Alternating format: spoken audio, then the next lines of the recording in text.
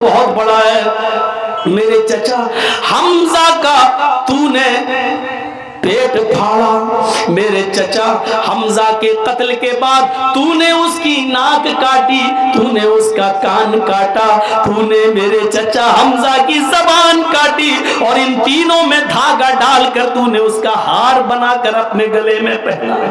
میری چچا کی لاش کا تو نے مسئلہ کیا ہے، تو نے میرے چچا حمزہ کی زبان کاٹی، ناک کاٹی، کان کاٹا، اور اس منتر کی سہسترا دشگونامہ 10,000 گائیں دے گا۔ گائے سے مراد یہ گائے نہیں، گائے کا مطلب گائے بہت سیدھا جانور ہوتا ہے، حقیقت میں سیدھا ہوتا ہے۔ گائے کے اوپر لوگ اسکولوں میں بچوں سے ایسے بھی لکھواتے ہیں، نبند لکھواتے ہیں، اور جب کوئی شریف انسان کی مثال دینا ہوتی ہے تو وہ بہت شریف ہے بیچارہ، بالکل سیدھا ہے جیسے اللہ میاں کی گائے ہے۔ لوگ مثال دیتے ہیں، ارے وہ تو اللہ میاں کی گائے ہے۔ گائے کا مطلب بہت سیدھا۔ اللہ محمد کو ماما کو 10,000 گائیں دے گا، مطلب اتنے سیدھے لوگ دے گا کہ جو محمد رسول اللہ کتنے آگیاکاری ہوں گے کہ نبی اگر ایک حکم دے دیں گے تو وہ مان لیں گے۔ جب محمد رسول اللہ نے مکہ فتح کیا تو آپ کو معلوم ہوگا جب مکے میں داخل ہوئے تو آپ کے ساتھ 10,000 صحابہ کرام کی ایک تعداد تھی۔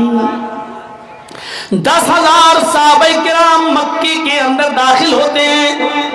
محمد رسول اللہ صلی اللہ علیہ وسلم مکے میں داخل ہونے کے بعد، مکے کو اپنے کنٹرول میں لینے کے بعد، مکے پر اپنا نینترن جمانے کے بعد، مکے پر قبضہ کرنے کے بعد، مکے کو اپنے ہاتھ میں لینے کے بعد، آپ سب سے پہلے خانہ کعبہ میں گھستے ہیں۔ خانہ کعبہ میں گھستے ہی سب سے پہلے وہاں رکھی ہوئی 360 مورتیوں کو ہٹاتے ہیں۔ الرحیق المختوم پڑھیے شیخ صفی الرحمن مبارک پوری رحمت اللہ علیہ کی۔ آپ نے حضرت علی کا کاندھا چوائس کیا۔ حضرت علی نے اللہ کے نبی کو اپنے کاندھے کے اوپر سوار کر لیا۔ نبی اکرم کے ہاتھ میں چھڑی تھی۔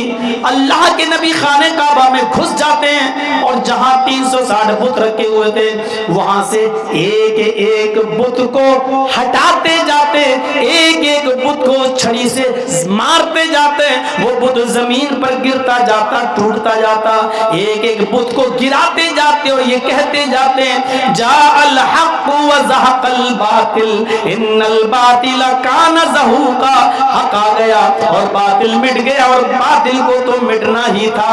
حق آ گیا اور باطل مٹ گیا، اور باطل کو تو مٹنا ہی تھا۔ میرے پیارے بھائیوں، یہ تھا جناب محمد رسول اللہ صلی اللہ علیہ وسلم کا سب سے پہلا کام۔ جب آپ نے خانہ کعبہ سے ان بتوں کو صاف کر دیا ہے اور خانہ کعبہ کو پاک کر دیا، رب کی توحید قائم ہو گئی، تو وہاں آپ نے پہلے 2 رکعت نماز پڑھی، اور نماز پڑھنے کے بعد جب آپ صحابہ کرام کے ساتھ خانہ کعبہ سے باہر نکلتے ہیں، کافر ڈرے ہوئے، حضرت سعد کی زبان سے یہ جملہ نکل گیا، اے کافرو آج تیار ہو جاؤ تمہیں مارا جائے گا، اے کافرو تیار ہو جاؤ مرنے اور کٹنے کے لیے، تم نے ہمیں مارا، تم نے ہمیں مکے سے نکالا، ہماری زمین و جائیداد سے ہمیں بے دخل کیا، ہمارے بچوں کو تم نے قتل کیا، تم نے بہت ظلم کیے، آج انتقام کے لیے تیار ہو جاؤ، جنہوں نے ہمارے بچوں کو مارا، ہمارے بڑوں کو مارا، آج ہم ان کو بھی قتل کریں گے، تیار ہو جاؤ قتل ہونے کے لیے۔ حضرت سعد کی زبان سے جملہ نکل گیا، الیوم یوم الملحمہ، آج کا دن تو ٹکڑے ٹکڑے کر دینے کا دن ہے، ملحمہ لحم سے بنائیں، آج کا دن تو گوشت کے ٹکڑے ٹکڑے کر دینے کا دن ہے، آج کا دن تو بوٹیاں بوٹیاں کر دینے کا دن ہے، آج کا دن تو مارنے اور کاٹنے کا دن ہے، اے کافرو آج ہم تمہیں کاٹیں گے۔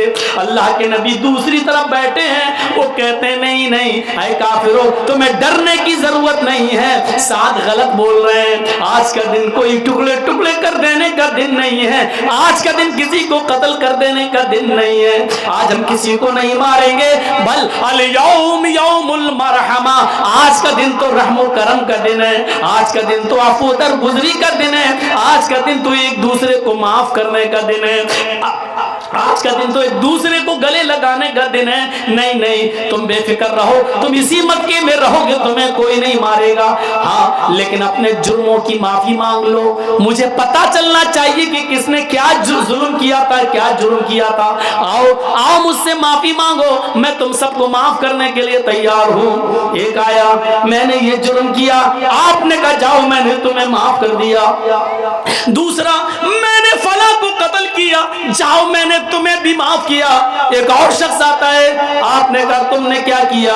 کہنے لگا محمد اگر نہ سنے تو بہتر ہوگا۔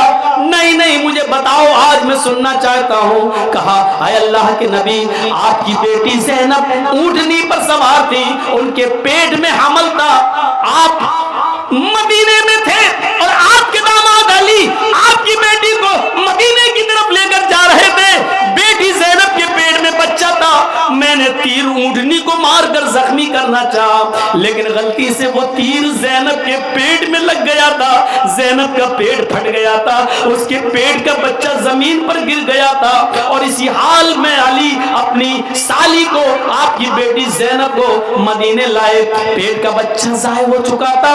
جب زینب کو ہوش آیا اور اس کو پتا چلا کہ میرے پیٹ کا بچہ نہ رہا، تو آپ کی بیٹی زینب اس صدمے کو برداشت نہ کر سکی، ان کا انتقال ہو گیا۔ اے اللہ کے نبی، میں آپ کی بیٹی زینب کا قاتل ہوں۔ اللہ کے نبی کی آنکھوں میں آنسو آ گئے، فرمایا ہبار میری بیٹی کی یاد دلا دیا آج تو نے، میں نے ہی اپنے ان ہاتھوں میں اپنی بیٹی کو دم توڑتے ہوئے دیکھا ہے، میں نے ان ہاتھوں میں اپنی بیٹی کو لیا اور اس کی آخری سانسیں اسی حال میں نکلی کہ اس کو صدمہ تھا کہ میرے پیٹ کا بچہ ضائع ہو گیا، لیکن اے ہبار میں وعدہ کر چکا ہوں کہ کسی سے کوئی بدلہ نہیں لیا جائے گا۔ او میری بیٹی کے قاتل، او میری بیٹی زینب کے قاتل، جا اے ہبار، جا جا ہبار، میں نے تجھ کو بھی معاف کر دیا، اے ہبار میں نے تیرا خون بھی بخش دیا، اے ہبار جا میری آنکھوں کے سامنے سے ہٹ جا، میں نے تجھے بھی چھوڑ دیا۔ اسی محفل میں معافی مانگنے والی ایک عورت آتی ہے، نام ہے اس کا ہندا، کہتی ہے اللہ کے نبی آپ تو مجھے جانتے ہی ہیں۔ آپ نے کہا تم ہندا ہو؟ ہاں۔ اے ہندا تیرا جرم تو بہت بڑا ہے، میرے چچا حمزہ کا تو نے پیٹ پھاڑا، میرے چچا حمزہ کے قتل کے بعد تو نے اس کی ناک کاٹی، تو نے اس کا کان کاٹا، تو نے میرے چچا حمزہ کی زبان کاٹی، اور ان تینوں میں دھاگا ڈال کر تو نے اس کا ہار بنا کر اپنے گلے میں پہنا ہے۔ میری چچا کی لاش کا تو نے مسئلہ کیا ہے، تو نے میرے چچا حمزہ کی زبان کاٹی، ناک کاٹی، کان کاٹا اور اس کا ہار بنا کر اپنے گلے میں پہنا، اس پر بھی تیرا کلیجہ ٹھنڈا نہ ہوا تو نے میرے چچا کا پیٹ پھاڑا، پیٹ سے کلیجہ نکالا، اس کلیجے کو کاٹا اور اپنے دانتوں سے نوچا اور اس کلیجے کو تو نے دانتوں سے چبایا۔ جب تیرے دل نے اس کو حلق کے اندر، پیٹ کے اندر لے جانا گوارا نہ کیا تو اپنے دانتوں سے کچا چبا کر تو نے زمین کے اوپر تھوک دیا۔ اے ہندا تو نے میرے چچا کے ساتھ اتنا بھیانک اور خطرناک سلوک کیا، لیکن میں آج تجھ سے بھی بدلہ نہ لوں گا۔ اے ہندا جا، میں نے تجھے بھی معاف کر دیا۔ اے ہندا لیکن ایک گزارش ہے، میرے سامنے مت آنا، میں بھی انسان ہوں، میرے پاس بھی دل ہے، جب تو میرے سامنے آئے گی تو مجھے اپنے چچا کی لاش یاد آ جائے گی، جب تو میرے سامنے آئے گی تو مجھے اپنے چچا کا یہ مسئلہ کیا ہوا، یہ بگڑا ہوا اور ان کی لاش کے ساتھ یہ سلوک جو تو نے کیا وہ میرے سامنے آ جائے گا۔ اے ہندا آئندہ میرے نظروں کے سامنے مت آنا، اے ہندا جب تو میری آنکھوں کے سامنے آئے گی تو مجھے میرے چچا کی یاد آ جائے گی۔ یہ کہہ کر آپ نے ہندا کو بھی معاف کر دیا۔ یہ الگ بات ہے کہ ہندا بعد میں اسلام لے آتی ہے۔ میرے پیارے ساتھیوں، آپ نے ایک ایک کر کے سب کو माफ कर दिया। जब अल्लाह के नबी ये कह रहे थे कि आज मैं किसी से इंतकाम नहीं लूंगा, तो ये 10,000 सहाबा इतने सीधे थे कि खामोश होकर कहने लगे आपका फैसला सराखों पर, जो आपने फैसला कर दिया वो मुझे तस्लीम है, जो आपने फैसला कर दिया वो मुझे कबूल है। मैंने अपने माँ बाप का, मैं अपने बेटों का, अपनी औलाद का मैं भी बदला न लूंगा। मेरे भाइयों, 10,000 गाय से मुराद ऐसे 10,000 सहाबा जो नबी अकरम पर अपनी जान निछावर करेंगे और उनके हुक्म के आगे अपने सरे तस्लीम खम कर लेंगे। ये 10,000 गाय से मुराद ये है। तो 100 सोने के सिक्कों से मुराद असहाबे सुफ़ा, 10 हार से मुराद अशरे मुबश्शरा, 300 घोड़ों से मुराद 313 जंगे बदर में लड़ने वाले सहाबा, 10,000 गायों से मुराद मक्के में 10,000 सहाबा का वो लश्कर जो जनाब मोहम्मद रसूलुल्लाह के साथ मक्के में दाखिल हुआ और अल्लाह के रसूल सल्लल्लाहु अलैहि वसल्लम की बात को तस्लीम कर लिया। ये पूरा का पूरा मंत्र सिर्फ मोहम्मद रसूलुल्लाह पर फिट उतरता है, पूरा उतरता है। इसके अलावा इस मंत्र के मुताबिक हमें कोई नहीं दिखाई देता। जहां तक नामों की बात है, पहला नाम मोहम्मद